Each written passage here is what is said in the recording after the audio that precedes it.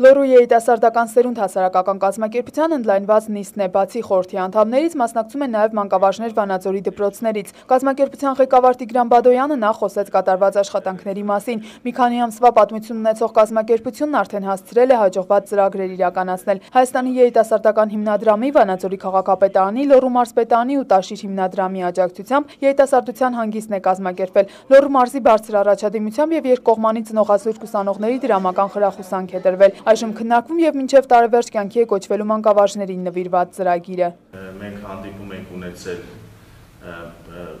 կազմակերպության խորհրդի անդամների հետ միասին, Տաշիր բարեգործական հիմնադրամի ղեկավար, ազգային ժողովի պատգամավոր պարոն Կարեն Կարապետյանի հետ քննարկման եւ հանդիպման ընթացքում մենք մի քանի ծրագրեր եւս ներկայացրեցինք, հիմնավորեցինք, ստացավ իր ուրեմն լուծման ուղիները եւ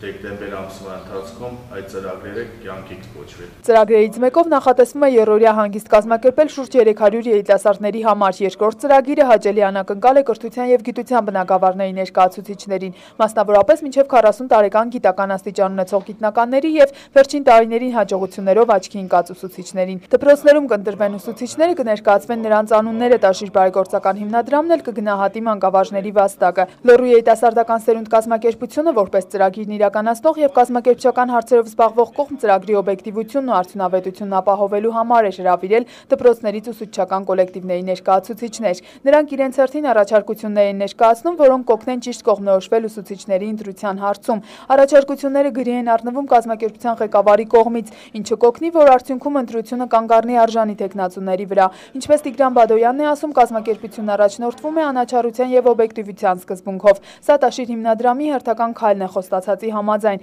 Դեռ նախորդ ծրագրի ժամանակ Կարապետյանները խոստացել էին, որ ծրագրերը շարունակական են։ Ջավախքում, Սփյուռքում, Լեռնային Ղարաբաղում ու հանրապետության ողջ տարածքում պարբերաբար ծրագրեր են կյանքի կոչվում։ Լոռին որպես հարազատ մարզ մշտապես ուշադրության կենտրոնում է։ Կրթության ոլորտն էլ ինչպես միշտ առանձնակի ուշադրության է արժանանում, բայց միակը չէ։ Առողջապահության ոլորտում էլ այս տարի Տաշիր հիմնադրամի կողմից զգալի աջակցություն է սպասվում։ Վանաձորի համար կենսական նշանակություն ունեցող եւս մեկ հարց է լուծվելու Կարապետյանների դրամական օժանդակությամբ։ Ավելի քան $2 միլիոն ներդրումով ամիսներ անց սկիզբ կդրվի Վանաձորի բժշկական կենտրոնի կազմում գերժամանակակից ծննդատան կառուցմանը։ Սա վերջին ծրագիրն է, բայց միայն այս տարվա։ Աննա Պեչենևսկայա, Վազգեն Մինասյան, Մոլորակ։